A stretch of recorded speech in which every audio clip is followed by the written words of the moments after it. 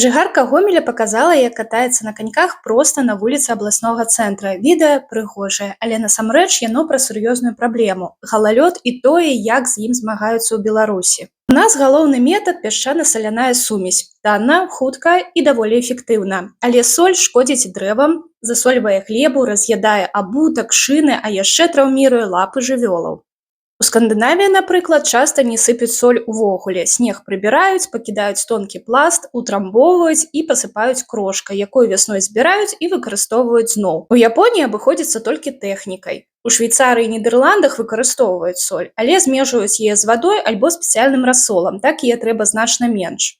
А ў Львове і Кракаве паркавыя дарожкі нават пасыпалі кававай гушчай.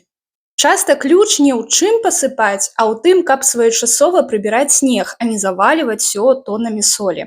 А якое рашэнне праблемы галалёду вам падабаецца больш?